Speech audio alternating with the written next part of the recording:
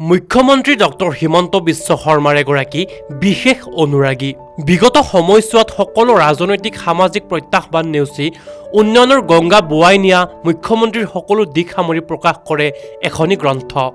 বৰাক উপত্যকাৰ হাইলাকান্দি জিলাৰ এইগৰাকী অঞ্জন নাথৰ ব্যক্তিগত প্ৰচেষ্টাত প্ৰকাশ কৰা গ্ৰন্থ উন্মোচন কৰা হয় মুখ্যমন্ত্ৰী ডক্টৰ হিমন্ত বিশ্ব শৰ্মাৰ দ্বাৰা। ৰাজ্যৰ বিভিন্ন প্ৰান্তৰ ৰাইজৰ মাজলৈ মুখ্যমন্ত্ৰীগৰাকীৰ উন্নয়নৰ খতিয়ান লৈ যাবলৈ এয়া সমাজ হিতৈষী অঞ্জন নাথৰ ব্যতিক্ৰমী প্ৰচেষ্টা। নমস্কাৰ, মোৰ নাম অঞ্জন নাথ। মই সদৌ অসম প্ৰাদেশিক যোগী সন্মিলনৰ সাংগঠনিক সম্পাদক আৰু কৰ্মৰত এজন শিক্ষক।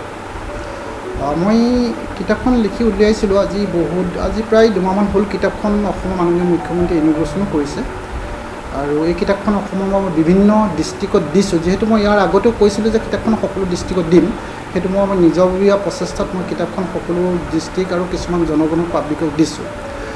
ইয়াৰ মূল কথাটো হ'ল যে আমি অসমত এজন দক্ষ মুখ্যমন্ত্ৰী পাইছোঁ, যিজন মুখ্যমন্ত্ৰী অসমত এটা নতুন জাগৰণৰ সৃষ্টি কৰিবলৈ সক্ষম হৈছিলে। তেখেতৰ এই উন্নয়নমূলক কামসমূহ অসমৰ প্ৰতিজন জনগণে জনাৰ প্ৰয়োজন, কাৰণ তেখেতে অসমক এটা নতুন ৰূপত অসমখনক গঠন কৰিবলৈ গৈ আছে আৰু ইয়াতে তেখেতে যিখিনি উন্নয়নমূলক কাম কৰিছে সেইখিনি নিশ্চয় প্ৰশংসনীয়যোগ্য।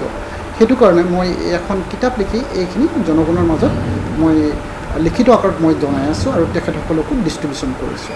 চাওক, আপুনি যিটো ২৬ৰ কথা কৈছে, এই ক্ষেত্ৰত মই কওঁ, মই যিহেতু আমাৰ এইবাৰ হাইলাকান্দিটো ডিলিমিটেশ্যন হৈছে, এইটো হাইলাকান্দিটো মোৰ নিজৰ সমষ্টি আৰু আমাৰ যিখিনি নাথ জনগোষ্ঠী আছে এইখিনি মূল জনগোষ্ঠী। নাথ জনগোষ্ঠীৰ মানুহখিনিয়ে মোক বহু আগৰ পৰা কৈ আছে যে আমাৰ নাথ জনগোষ্ঠীৰ প্ৰতিনিধিৰ প্ৰয়োজন, কিন্তু মূল আদিবাসী মানুহ হিচাপে আমাৰ নাথ জনগোষ্ঠীখিনি, বাকী আমাৰ গোটেইখিনি মানুহেই আছে, তো আমাৰ নাথ জনগোষ্ঠীৰ প্ৰতিনিধিত্বৰ প্ৰয়োজন। আৰু এই ক্ষেত্ৰত আমাৰ জনগোষ্ঠীখিনিয়ে দাবী কৰি আছে যে আপুনি আগবাঢ়ি আহক, আপুনি আগামী ২৬ৰ নিজকে প্ৰস্তুত কৰক। মই সেইখিনি কথাত তেখেতসকলক ৰেছপণ্ড দি এটা কথা কৈছোঁ, যদি আমাৰ দলৰ নেতৃত্বৰ পৰা যদি সেইখিনি তেখেতসকলক সুযোগ দিয়ে তেতিয়াহ'লে মই নিশ্চয় আগবাঢ়ি আহিম। অন্যান্য বাতৰিৰ বাবে চাই থাকক নিউজ ডেস্ক ৰিপৰ্ট।